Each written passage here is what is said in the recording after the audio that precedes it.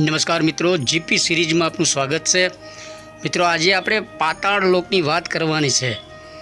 આ જે પાણી છે એ જમીનની સ્તરથી 100 ફૂટ કરતાં નીચે પાતાળનું પાણી છે। 72 આંક હોય જમીનમાં, ખડક નીચે પાતાળ હોય। આપણી જૂની પ્રાચીન માન્યતા, ધર્મગ્રંથો, પુરાણોમાં પાતાળ લોકની જે પરિકલ્પના આપણે અત્યારે એમ કહી શકાય, તો એ પાતાળ લોકમાં અત્યારે આપણે ઊભા છીએ। ખેડા પાસે આવેલા ખુમરવાડ ગામ અને ત્યાંથી આગળ આ એક પાતાળ લોકનું નિર્માણ થયું છે। આપણે પૃથ્વી પર જમીનનો જે સ્તર હોય એ પૃથ્વી ગણાય અને ભોંય નીચે પાતાળ લોક આવેલું છે એવું આપણે પૌરાણિક માન્યતા છે। અને આ લગભગ 120 ફૂટ કરતાં નીચે ભોંય જમીનની અંદર ભૂગર્ભ પાતાળ જળ નો ભંડાર છે। મહેમદાવાદ તાલુકાના ઈવા ગામના ફાંટા તળાવમાંથી થોડા વર્ષોથી માટી ખનન કરી અને રેલવે પ્રોજેક્ટ માટે લઈ જવાય છે અને આ ઉપરાંત અન્ય વિકાસ કામ માટે અહીંથી માટી કાઢવામાં આવે છે। અને જે એ માટી કાઢવામાં આવે છે એ એટલું વિશાળ, આ નગર જેટલું મોટું પાતાળ લોકનું નિર્માણ થયું હોય એવું માહોલ છે। કલ્પના કરો, જમીનના સ્તરથી 100-150 ફૂટ નીચે જાઓ એટલે પાતાળ લોક છે એવું આપણી શાસ્ત્રોક્ત પુરાણોક્ત માન્યતા છે।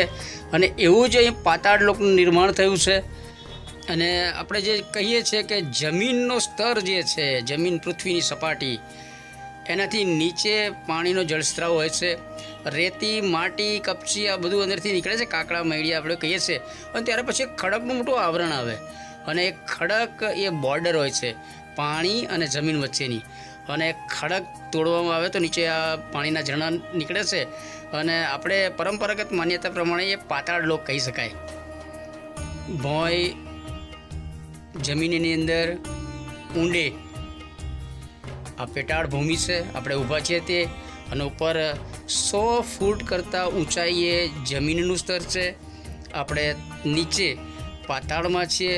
મિત્રો, શાસ્ત્ર અને પુરાણોની પરિકલ્પનાઓ અને વાર્તાઓ જે આપણે સાંભળી વાંચીને આવીએ તો એ પ્રમાણે એના અનુસાર આપણે વિચારીએ તો આ એક પાતાળ લોક છે। પૃથ્વીથી નીચે ભવ્ય પાતાળ લોક આ ખેડાથી ખુમરવાડ જઈએ ને ખુમરવાડથી ખેડા નગરપાલિકાના વાઘજીપુરા નામનું પરું છે, એની બાજુમાં જ મહેમદાવાદ તાલુકાના ઈવા ગામનું ફાંટા તળાવ છે। એ શરૂઆતમાં ઉપરના લેવલે તળાવ હતું, પરંતુ માટી કાઢવામાં આવી અને પછી અહીંયા વિશાળ એક પાતાળ લોકનું નગર હોય। પાતાળ લોક એટલે પાણી, અને એવું જ આ સરસ આપણે નગર પાતાળ લોકનું નગર નિર્માણ થયું છે। એનો રસ્તો છે ઉપરથી છેક ડીપ 100 ફૂટ નીચે ઉતરવાનું, અને ત્યાંથી પછી જે પાણીના ખાડા છે તો બહુ જ અંદર ડીપ છે। એટલે આપણે પરિકલ્પના અને પુરાણોક્ત અને શાસ્ત્રોક્ત જે માન્યતાઓ હોય પાતાળ લોકની, એવું સરસ પાતાળ લોકનું અહીંયા નિર્માણ થયું છે। અને મિત્રો, અત્યારે થોડા છેલ્લા 15-20 દિવસથી દિવસ દરમિયાન 36 થી 48 ડિગ્રી સેલ્સિયસ તાપમાન હોય છે। ભયંકર કાળઝાળ ગરમી હોય છે। અને અહીંયા કુદરતી જે આપણા જળ ભંડાર છે એમાં સવારથી જ સાંજ સુધી આ વિસ્તારના ગામડાના બધા યુવાનો નહાવા આવે છે। શુદ્ધ પાણી પી શકાય એવું શુદ્ધ સ્વચ્છ પાણી હોય છે અહીંયા। અને જે બીજા આગળ ડીપ છે ત્યાં સરસ ઠંડુ પાણી છે। એટલે આપણે એક પાતાળ લોકની એક કલ્પનાની વાતો આપણે કરીએ છીએ, આપણા શાસ્ત્રોક્ત પુરાણોક્ત પ્રમાણે એવું પાતાળ લોકનું એ સર્જન થયું છે। તમે પુરાણ પાતાળ લોકનો અભ્યાસ કરી, વાંચી, વાર્તા કથનો જે હોય તે યુટ્યુબમાં સર્ચ મારી વાંચી અને આવશો તો આ એક તમને પાતાળ લોકની પરિકલ્પનાનો અહેસાસ, આનંદ તમે પણ માણી શકશો। ઊંડા પૃથ્વીના પેટાળમાં પાતાળ લોકમાંથી આ શુદ્ધ મિનરલ પાણી નીકળ્યું છે એ બધા અહીંયા પીવે જ છે આ રીતે, અને આખો દિવસ ગરમીમાં એ નહાય છે અને ખૂબ જ મોજ કરે છે. ઉપર પૃથ્વી દેખાય છે અને આપણે નીચે ડીપ ઊંડે પૃથ્વીના પેટાળમાં ઊભા છે એમ કહી શકાય. જો કેટલું સ્વચ્છ શુદ્ધ પાણી છે. પાતાળલોકમાં ભૂ જે સ્થળ છે, જલ સ્થળ એટલું શુદ્ધ જ છે. અને એમ કહી શકાય પાતાળના પાણીમાં આ યુવાનો નસીબ જોગ નાહી રહ્યા છે. કાળઝાળ ગરમી પડી રહી છે, અત્યારે વરસાદ આવશે એવા એંધાણ છે, એવી આગાહી છે. એંધાણ તો જો કે વર્તાતા નથી અત્યારે ગરમી જબરજસ્ત છે. અને કુંભારવાડ ખેડાની આજુબાજુના યુવાનો અહીંયા અત્યારે આ જે કુદરતી જલભંડાર છે, જે માટી ખનન પછી અંદરથી નીકળ્યો છે, ઉત્ખલન કહી શકાય પાતાળનું અહીંયા થયું છે. પાતાળ લોક પુરાણ લોકવાર્તાની વ્યાખ્યા અનુસાર આટલે નીચે ડીપ ઊંડાઈમાં પાતાળ લોક આવેલું છે. અને એટલે એ પાતાળ લોકની વ્યાખ્યા એ બેઝ ઉપર જ આપણે વ્લોગ બનાવ્યો છે. પરિકલ્પના કરી તમે વિચારીના જગ્યાએ જાઓ તો તમને ખરેખર પાતાળ લોક દેખાશે અને અહેસાસ થશે, અનુભવાશે. નસીબદાર યુવાનો છે જે પાતાળ લોકના પાણીથી નાહી રહ્યા છે.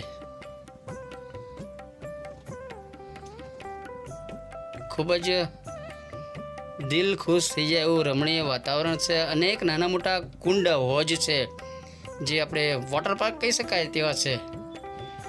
અને નદી જેવું જ આમ થોડું ઝરણા આમ વહેતા હોય એ રીતે પણ ઝારણ થયેલું પાણી વહેતું હોય છે. સ્થિર પાણી છે, પરંતુ હલચલ પાણીમાં તમે જોઈ રહ્યા છો. નીલા આકાશ જેવું, નીલું કાંચ જેવું પાણી તમને અહીંયા દેખાય છે. અને જમીનના સ્તરથી આપણે 150 ફૂટ નીચે છીએ.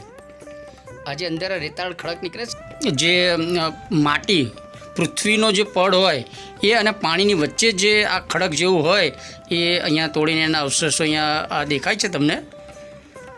પાતાળ લોક અને પૃથ્વીલોક વચ્ચે જે ખડક હોય બોર્ડર, એના આ અવશેષો પાષાણ રેતાળ ખડક છે એ પડ્યા છે અહીંયા, એ દેખાય છે તમને.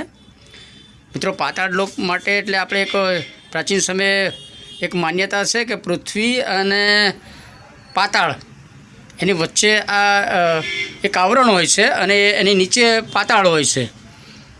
અને આપણે લોકગીત, દંતકથાઓ અને પુરાણ ને શાસ્ત્રોમાં બધે પાતાળની વાર્તા કથન આપણને વાંચવા જાણવા મળે જ છે. વામન ભગવાન અને બલિરાજાની એક પ્રાચીન આપણી ધાર્મિક કથા વાર્તા છે.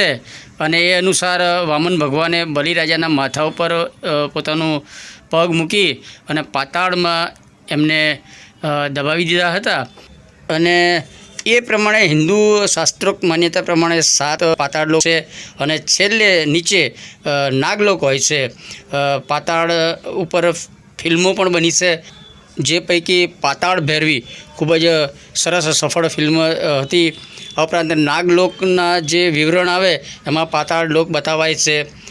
આ ઉપરાંત કથા, કવિતા, વાર્તા સંગ્રહમાં પણ પાતાળનો ઉલ્લેખ હોય છે. અને આપણે પાતાળનો અહેસાસ કરવો હોય તો આ જગ્યાએ તમે જાઓ તો પાતાળનો અહેસાસ થશે. નદીની ભેખડ અથવા પહાડની ખીણ એ તમને આવી ઊંડાઈ અથવા આ રીતે દેખાશે, પરંતુ અહીંયા તો જમીન સ્તર, જમીન ખોદી અને નીચે આપણે પાતાળ લોક કહીએ એવું આ સરસ દ્રશ્ય છે. અને આપણે પાતાળની પરિકલ્પના સાથે જ તમને એનો અહેસાસ કરાવવા થોડીક ક્ષણો મજા માટે, આનંદ માટે આ વિડીયો શેર કરીએ છીએ. મિત્રો, પાતાળની પરિકલ્પનાનો વ્લોગ આપણે ગમે તો લાઈક કરો, શેર કરો અને જીપી સિરીઝ ચેનલ સબસ્ક્રાઈબ કરો. જય હિન્દ, વંદે ગુજરાત.